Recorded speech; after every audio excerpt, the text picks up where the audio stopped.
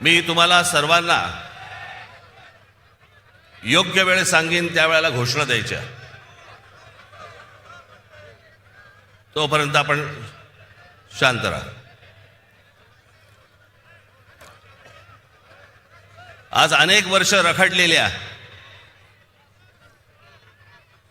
याची कारणं कोणालाही देता येणार नाहीत, सांगता येणार नाहीत, कारण कळलीच नाहीत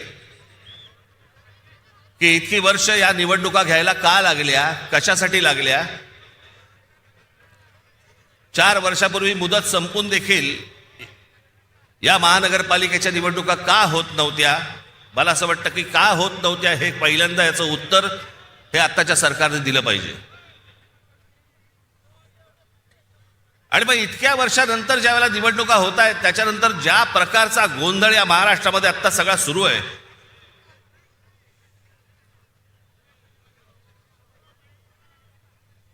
कोण कुठे चाललंय, कोण काय चाललंय, म्हणजे मी मागे एकदा म्हटलं होतं ना, इतका चुकीचा कॅरम फुटलाय ना की कोणाच्या सवट्या कोणाच्या भोगात आहेत तेच कळत नाही.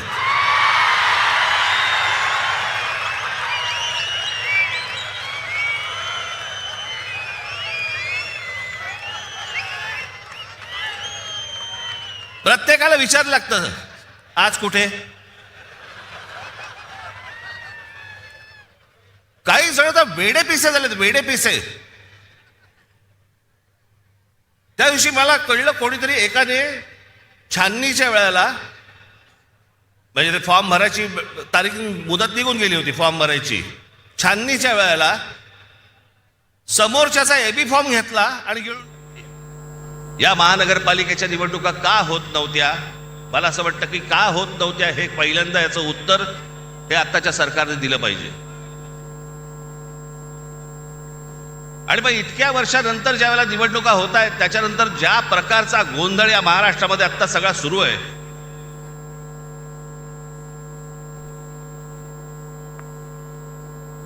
कोण कुठे चाललंय, कोण काय चाललंय, म्हणजे मी मागे एकदा म्हटलं होतं ना, इतका चुकीचा कॅरम फुटलाय ना की कोणाच्या सवट्या कोणाच्या भोगात आहेत तेच कळत नाही.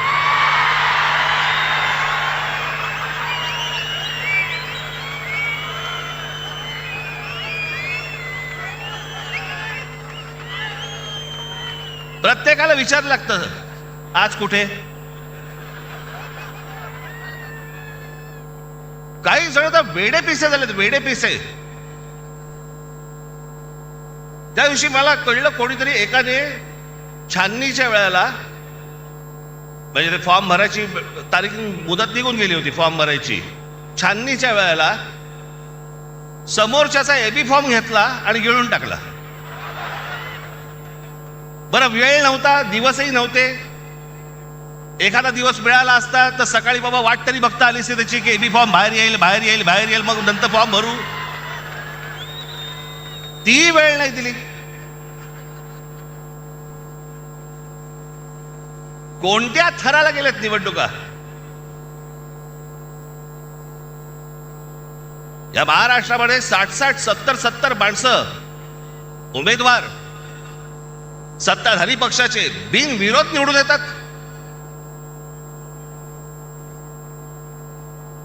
तिकडच्या मतदारांचा मतदानाचा अधिकार पण त्यांना देणार नाही तुम्ही.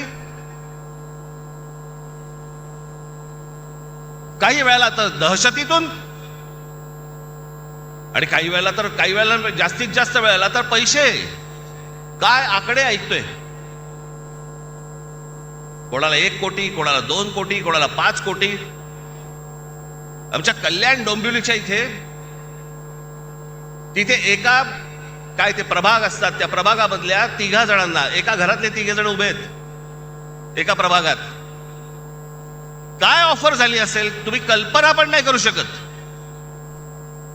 एका प्रभागातल्या 3 जणांना, जे 3 जण एका घरातले आहेत, त्यांना 15 कोटी रुपयाची ऑफर झाली. 15 कोटी. कोणाला 5 कोटी, कोणाला 10 कोटी, कोणाला 2 कोटी. येतात कुठून पैसे. या लेवलला इथपर्यंत परिस्थिती आणली तुम्ही महाराष्ट्राची. एक तर उभं राहू द्यायचं नाही, माणसं विकत घ्यायची, भीती घालायची, दहशत निर्माण करायची आणि अशा वातावरणामध्ये तुम्ही निवडणुका घ्यायला बघताय. मला समजलंच नाही. या इथे नाशिकमध्ये पण भारतीय जनता पक्ष, अहो तुमच्याकडे माणसं होती ना, जुनी काम करणारी माणसं होती ना.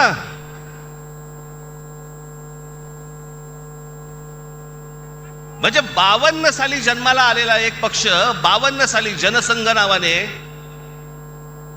त्यांना 2026 ला पोरं भाड्याने घ्यावी लागतात.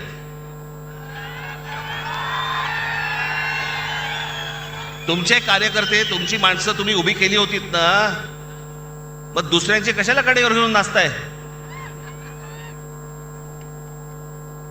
याचं कारण, जो पक्षामध्ये इथे काम करतोय तर काही शून्य किंमत. मी समजू शकतो की एखाद्या मतदारसंघामध्ये बाबा 2 जण चांगली लोक असतात, 3 जण चांगली लोक असतात, त्या 3 जणांमधला एखादा निवडावा लागतो, बाकीच्या दोघांना देता येत नाही. मी समजू शकतो,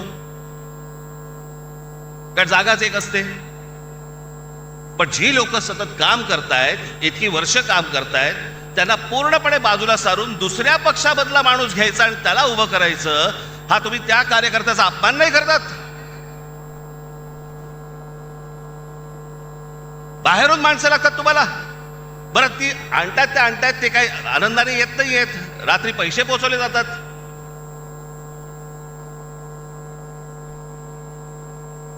म्हणजे आमचे मित्र आता संजय राऊत आता म्हणाले तपोवनातली झाडं इथे त्यांना छटायची त्या महाजनना.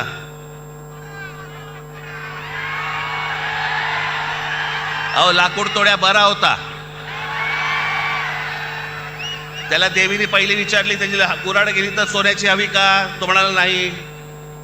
मग चांदीची हवी का? नाही. मग त्याची मूळ कुऱ्हाड दिली, तेव्हा तो बोलला नाही, ही माझी कुऱ्हाड. सोना चांदीच्या कुऱ्हाडीला पण तो भापला नाही. बाईक ते मला कळलं, मला कोणाला बद्दल बोलतोय. मला काय सांगताय, नावं ठेवण्यामध्ये मी पटाय, तुम्ही नाही.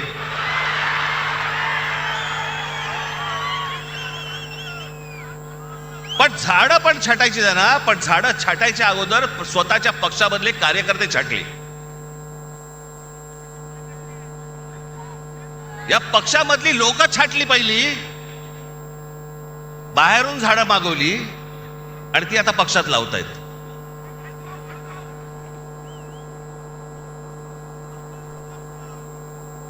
ही कोणती परिस्थिती, हे कोणतं राजकारण, हे कोणत्या निवडणुका चालू आहेत महाराष्ट्रामध्ये?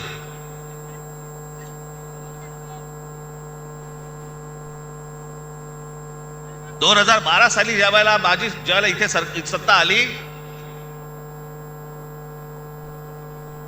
17 साली इथे फडणवीस आले आणि म्हणाले मी नाशिक मी दत्तक घेतो.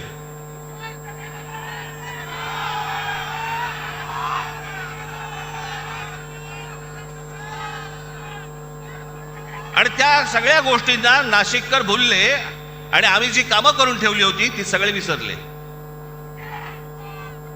आणि दत्तक घेतो म्हटल्यानंतर हा बाप परत फिरकलाच नाही.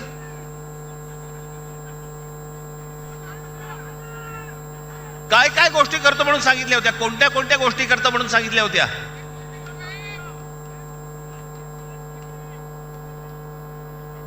आता साधी गोष्ट बघा, 2012ला ज्यावेळेला आम्ही इथे सत्तेमध्ये आलो त्यावेळेलाही कुंभमेळा झाला, अत्यंत यशस्वी कुंभमेळा झाला. त्यावेळेला त्यावेळेचे इथे उत्तम सगळेच त्यावेळेचे नगरसेवक सर्व पक्षांचे सगळ्यांच्या बरोबर घेऊन साथीने सगळे हा उत्तम कुंभमेळा झाला. एकही झाड कापलं गेलं नाही त्यावेळेला. आत्ता का कापलं जातंय? तुम्ही शांत बसा रे जरा, नाही तर तू ये इकडे आणि मार बोंब परत सारखी.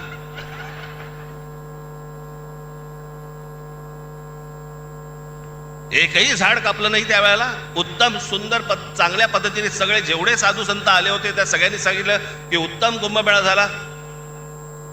त्यावेळेला प्रशासकांचा आणि ज्यावेळेला जे नगरसेवक होते त्यांचा सत्कार झाला. बॉस्टन मध्ये पण सत्कार झाला त्यांचा, अमेरिकेत. इथेही सत्कार झाले की उत्तम रीतीने कुंभमेळा हाताळला गेला. मग आता काय चालू आहे? मी त्या दिवशी मी म्हटलं ना की ही तपोवनातली झाडं नुसती झाडं तोडणं नाहीये हे. यांचं हे सगळं अगोदर ठरतं की या उद्योगपतीसाठी ही जागा रिकामी करायची, आता याच्यावरती कुंभमेळा करायचा, कुंभमेळा झाल्यानंतर सगळे साधू संत जेव्हा आपल्या घरी जातील मग त्या उद्योगपतीच्याही घशात घालायची जमीन. सगळं सगळं प्लॅनिंग त्यांचं सुरू असतं. आज त्यावेळेला जे जे महाराष्ट्रातल्या कुठच्या बाकी शहर सोडा, मी जेव्हा जे अनेक उद्योगपतींकडनं जेव्हा या नाशिक शहरामध्ये पैसे आणले, रतन टाटांपासून अनेक लोक ज्यावेळेला इथे नाशिकमध्ये आले, काय त्यांचा संबंध होता? नाही तर साधी गोष्ट नुसतं फक्त वाचून दाखवतो, तुम्हाला कळेल की काय काय पहिले फक्त 5 वर्षात काय झालं. आज नाशिक शहराला मुकणे धरणापासून आपण त्यावेळेला पाईपलाईन आणली. नाशिकच्या पाण्याचा पुढच्या साधारणपणे 50-60 वर्षाचा पाण्याचा प्रश्न संपवून टाकला. हे 5 वर्षात केलेले आहे. त्याच्यानंतर जीपीएस त्याला लावलेले सगळ्या महानगरपालिकेच्या ऑफिसमध्ये माणसं असायची.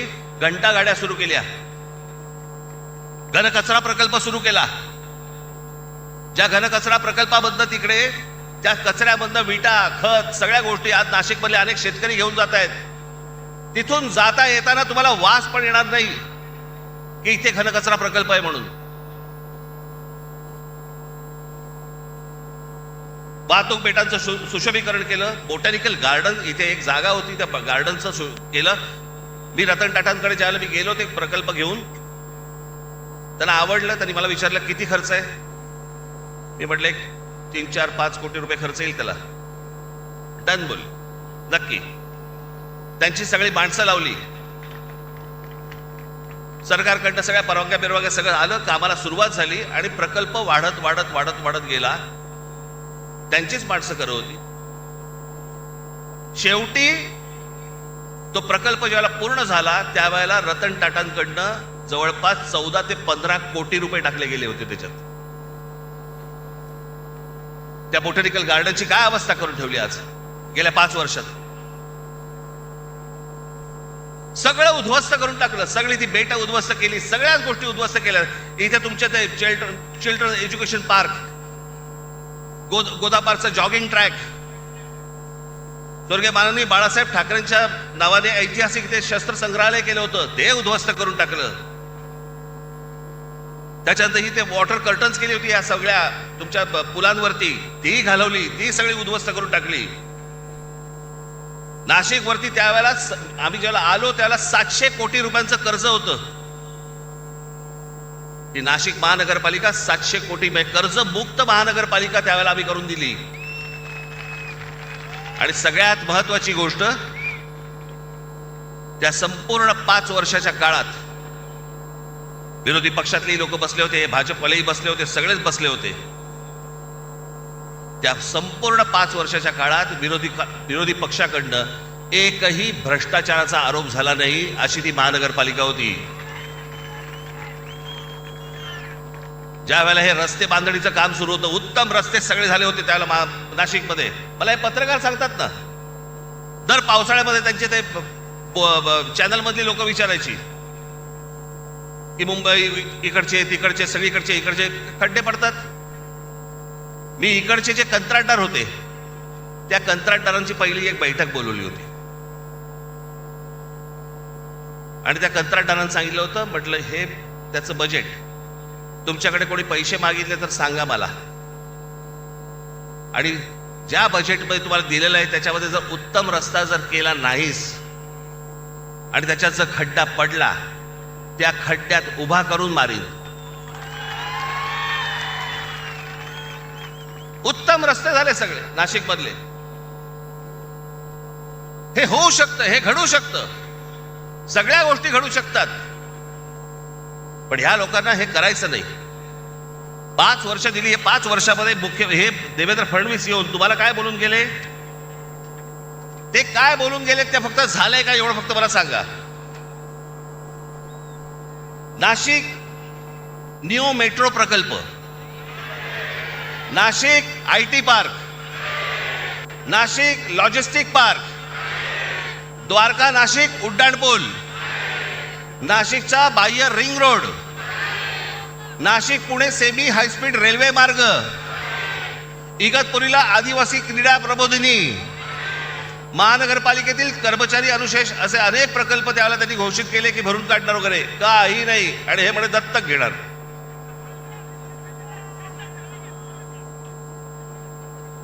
याला कामं नाही करायचे.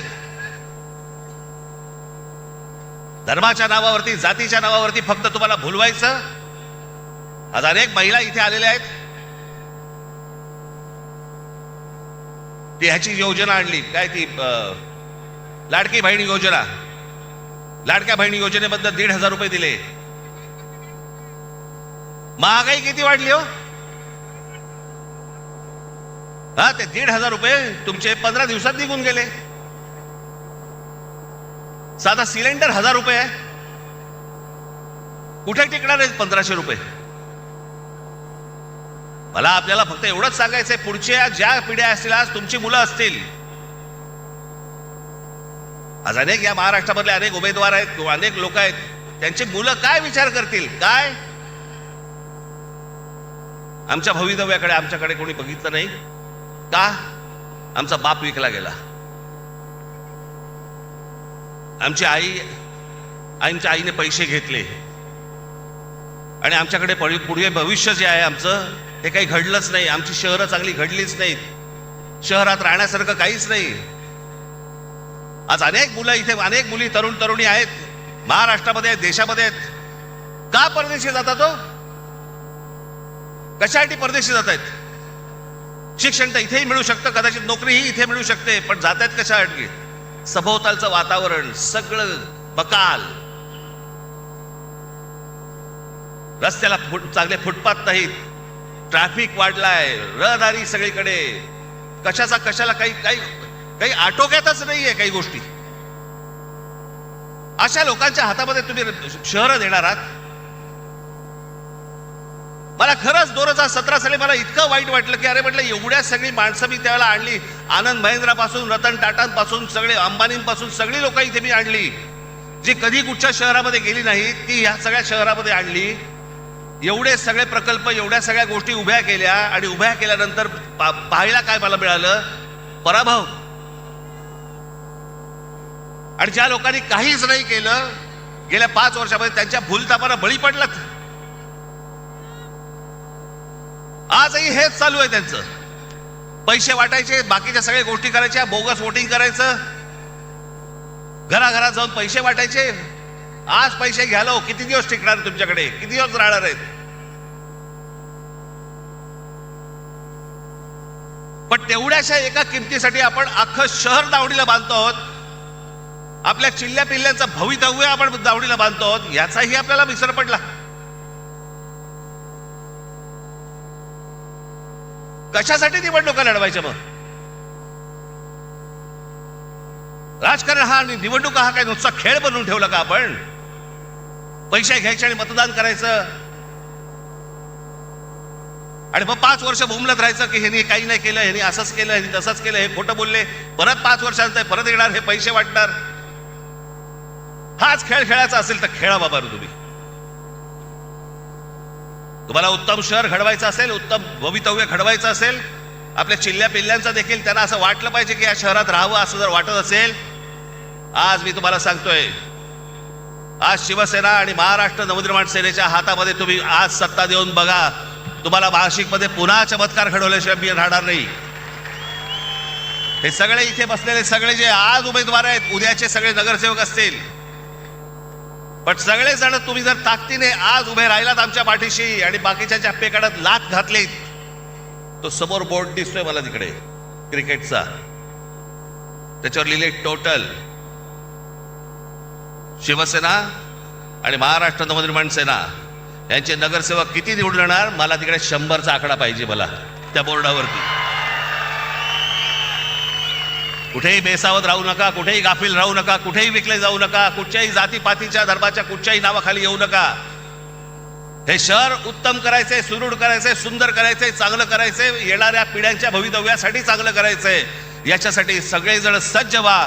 एवढंच फक्त सांगण्यासाठी आज आपल्यासमोर आलो. आपण सगळेजण इतक्या मोठ्या संख्येने इकडे आलात, आपण त्याबद्दल मी तुमचा सगळ्यांचा मी आभारी आहे. धन्यवाद. जय हिंद, जय महाराष्ट्र.